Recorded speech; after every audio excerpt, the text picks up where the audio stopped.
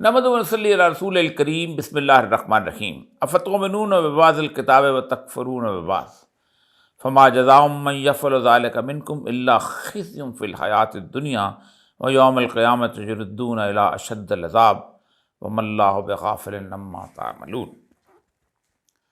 خواتین حضرات، اس رمضان میں بے شمار لوگ آپ سے یہ گفتگو کرتے ہوں گے، اپنے لیے دعا مانگیں، اپنی اولاد کے لیے دعا مانگیں، اپنے والدین کے لیے بخشش کی دعا مانگیں، اور خاص طور پہ اس امت مسلمہ کے لیے دعا مانگیں۔ جو ذرا امت مسلمہ کی بات نہیں کرتے وہ یہ کہتے ہیں کہ اپنے ملک کے لیے دعا مانگیں، اپنے پاکستان کے لیے دعا مانگیں۔ اور ہر کوئی شخص جو ہے یہ گلہ کرتے ہوئے نظر آتا ہے کہ ہمارے ہاں ذلت و رسوائی کیوں ہے۔ ہم دنیا کی اس وقت 30% کے قریب آبادی ہے جو مسلمانوں پر محیط ہے، تقریباً کوئی 1.25 ارب کے قریب ہم لوگ ہیں، 57 ملک ہیں، 50 امریکی ریاستیں ہیں، وہ اکٹھی ہو جاتی ہیں تو دنیا کا سب سے بڑا ملک بن جاتی ہیں اور طاقتور ترین ملک بن جاتے ہیں۔ ہمارے ہاں 11 ٹائم زون ہیں۔ روس کے اندر سوویت یونین میں کبھی 11 ٹائم زون ہوا کرتے تھے، اور روس جو تھا وہ دنیا کے اندر دوسری بڑی عالمی قوت تھی۔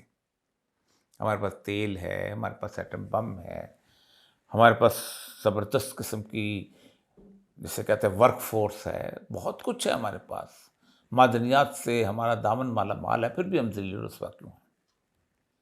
اور اس کے لیے پھر دعائیں مانگتے ہیں، اللہ تبارک و تعالیٰ ہمیں سرخرو فرما، ہمیں فانصرنا علی القوم الکافرین، ہمیں کافروں پر نصرت عطا فرما، غلبہ عطا فرما۔ سورہ بقرہ کی آخر میں دعائیں مانگتے ہیں، بار بار ہم کہتے ہیں فانصرنا علی القوم الکافرین، اور پھر اس کے بعد رو کے ہم چپ ہو جاتے ہیں کہ ہم جو ہیں وہ اب دعا مانگ چکے ہیں، اب اللہ تعالیٰ جو ہے وہ یقیناً کافروں کو ذلیل و رسوا کرے گا اور ہمیں عزت دے دے گا۔ لیکن جو آیت میں نے آپ کے سامنے تلاوت کی ہے سورہ بقرہ کی، اس آیت میں اللہ تبارک تعالیٰ نے ایک اصول وضع کر دیا ہے، اور میں سمجھتا ہوں کہ اس رمضان کے اندر اگر ہم بحیثیت انسان، بحیثیت مسلمان اور پھر بحیثیت امت اس اصول کے اوپر کام کرنا شروع کر دیں تو پھر اس کے بعد ہمیں دعاؤں کی بھی ضرورت نہیں پڑے گی۔ اللہ تبارک تعالیٰ کا وعدہ جو ہے وہ ہمارے پاس ہے، وَأَنْتُمُ الْأَعْلَوْنَ إِن كُنتُم مُؤْمِنِينَ، تم ہی بلند ہوگے، تم ہی سرفراز ہوگے، تم ہی اعلیٰ ہوگے، تم ہی بہترین ہوگے اگر تم مومن ہو۔ تو اگر ہم اعلیٰ نہیں ہیں تو ہمیں سوچنا چاہیے کہ ہم مومن نہیں ہیں، اور ہم مومن کیوں نہیں ہیں۔ اللہ فرماتے ہیں افتؤمنون ببعض الکتاب وتکفرون ببعض، تم کتاب کے ایک حصے کو مانتے ہو اور ایک حصے کا انکار کر دیتے ہو۔ مثلا تم یہ تو مانتے ہو کہ صبح نماز پڑھنی چاہیے، اٹھ کے تہجد بھی پڑھنی چاہیے، ظہر، عصر، مغرب، عشاء سب پڑھنی چاہیے۔ یہ بھی مانتے ہو کہ 30 دن کے روزے رکھنے چاہیے، اور روزوں کے مہینے کے اندر جھوٹ بھی نہیں بولنا چاہیے، غیبت بھی نہیں کرنی چاہیے۔ تم یہ بھی مان لیتے ہو کہ حج پہ جانا چاہیے تھوڑے سے پیسے اکٹھے کر کے، تم یہ بھی مان لیتے ہو کہ 2.5% زکوٰۃ دینی چاہیے، یہ سارے کام تم کر لیتے ہو۔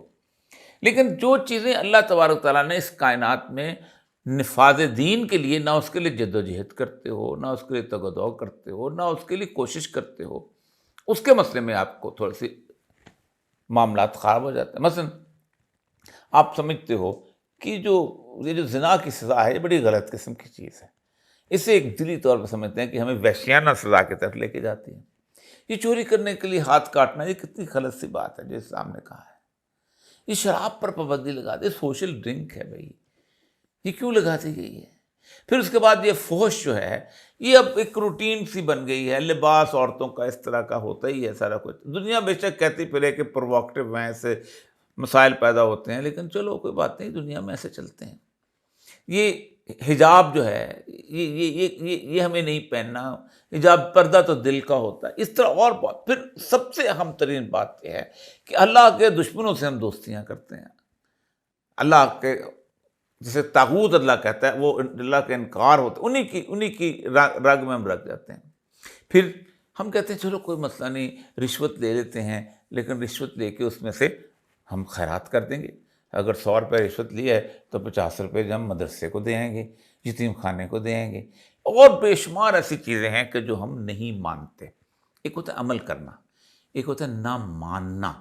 یہ دونوں میں فرق کچھ زیادہ نہیں ہے، لیکن نہ ماننا جو ہے، ایک ہوتا ہے عمل کرنا نہیں ہو سکتا، مشکل ہے، مسائل ہے، مثلا سود ہے، سب سے بڑا جو جرم امت مسلمہ کر رہی ہے وہ سود کا ہے۔ تو اب اللہ نے یہاں کلیہ بتایا کہ جب تم ایسا کرنے لگتے ہو کہ آدھے حصے کو مانتے ہو آدھے کو نہیں مانتے ہو، فما جزاء من یفعل ذلک منکم، ایسے لوگوں کی ہم کیا سزا دیں گے؟ اب ایسے لوگوں کی سزا کے لیے اللہ نے قیامت کا دن مقرر نہیں کیا ہوا۔ اللہ ان کی سزا کے لیے ان کو انتظار نہیں کرے گا دینے کے لیے۔ وہ وہاں کہتے ہیں، اللہ فرماتے ہیں اللہ خزی فی الحیات الدنیا، میں انہیں دنیا کی زندگی میں ذلیل و رسوا کر دوں گا۔ یعنی آپ اگر اللہ تبارک و تعالیٰ کے احکامات کو مکمل طور پر نہیں مانتے ہو تو اللہ تمہیں ذلیل و رسوا کر دے گا۔ اب یہاں بڑا فرق ہے، اس کو ہمیں واضح کر دینا چاہیے اپنے نظروں میں بھی اور دنیا کی نظروں میں بھی۔ ایک ہوتا ہے کہ آپ اللہ کو مکمل طور پہ انکار کر دیں کہ ہم نہیں مانتے، ایتھیسٹ ہو جائیں۔ اللہ کہتا ہے ٹھیک ہے، اس لیے کہ اللہ تبارک و تعالیٰ جو ہے وہ قیامت کے اس کے کوئی لا اکراہ فی الدین، کوئی جبر نہیں، مسلمان ہوتے ہو نہیں ہوتے ہو، بالکل کوئی پرواہ نہیں، لیکن تم بن جاؤ جب مسلمان، جب تم کسی کلب کے ممبر بن جاؤ، جب تم بار کی ممبرشپ لے لو، تو پھر یہ نہیں تم کہہ سکتے کہ میں کالا کوٹ پہن کے نہیں آؤں گا، پھر یہ نہیں کہہ سکتے کہ میں یور لارڈشپ نہیں کہوں گا، پھر یہ نہیں کہہ سکتے کہ میں ریفرنس دیتے ہوئے جو اینگلو سیکسن لا نہیں ریفرنس نہیں دوں گا، کانسٹیٹیوشن کے تحت میں اس کے اوپر گفتگو نہیں کروں گا۔ یہ تم جم خانہ کا ممبر بن جاتے ہو تو یہ نہیں کہہ سکتے کہ میں کلوز کالر پہن کے نہیں آؤں گا۔ بے شمار طرح جب تم اسلام کے کلب کے ممبر بن جاتے ہو، ایسے ہی ہے جب تم سول سروسز اکیڈمی میں داخلہ لے لیتے ہو تو یہ نہیں ہو سکتا کہ تم وہاں پر سول سروسز اکیڈمی کی کلاسیں اٹینڈ نہ کرو، یا ان کی صبح کی جو ان کی پریڈ ہے اس میں حصہ نہ لو، یا وہ اگر رائڈنگ سکھانا جانتے ہیں وہ نہ سیکھو۔ اسی طرح اگر تم فوج کی کاکول اکیڈمی میں چلے جاتے ہو تو کسی اور جگہ ایئر فورس کی اکیڈمی میں چلے جاتے ہو تو ان کے کسی چیز سے انکار نہیں کر سکتے۔ تو یہ ہے بنیادی فلسفہ اس سارے معاملے کے اندر، کہ تم بھلے اسلام کو نہ مانو لیکن جب مانو تو پھر اللہ فرماتا ہے کہ نہ، پھر تم، اور اگر تم ایسا کرو گے تو پھر یاد رکھو ہم تمہیں ذلیل و رسوا کر دیں گے۔ چھوڑ دو، ترقی کر لو، انگلینڈ کی طرح کر لو، ہالینڈ کی طرح کر لو، امریکہ کی طرح کر لو، کسی کا تب چھوڑ دو۔ اب دیکھیں نا، کوئی ان میں کرسچن کنٹری نہیں ہے، کوئی نہیں کہتے ہم عیسائی ملک ہیں، اسے کہتے ہیں ہم ویئر برٹش، ویئر فرینچ، کیونکہ انہوں نے سیکولرزم کا لبادہ اوڑھ لیا ہوا ہے۔ اس وقت مذہبی ملک تو صرف دو ہی ہیں، ایک اسرائیل ہے اور ایک پاکستان ہے۔ تو ان کو اللہ کہتا ہے کہ ٹھیک ہے کہ ترقی کرتے رہو، نہیں مانتے، لیکن اگر تم میری بات مان لو گے تو اللہ ایک جگہ قرآن پاک کے اندر یا ایھا الذین آمنوا ادخلوا فی السلم کافہ، اسلام کے اندر پورے کے پورے داخل ہو جاؤ، ولا تتبعوا خطوات الشیطان، اور شیطان کے راستے کی پیروی مت کرو۔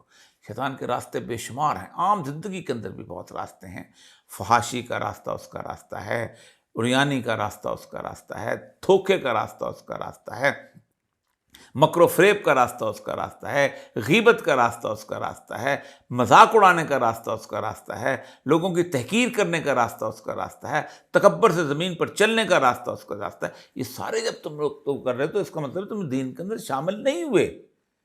اللہ کہتا ہے ولا تنابزوا بالالقاب، لوگوں کو اس کے نام سے نہ پکارو، یعنی یہ تم یہ مت کرو کالے، وہ چھوٹے، وہ یہ، اور پھر تم کہتے ہو مسلمان ہو۔ اللہ کہتا ہے ولا تحسوا ولا تجسسوا، لوگوں کی ٹو میں مت لگا رہو۔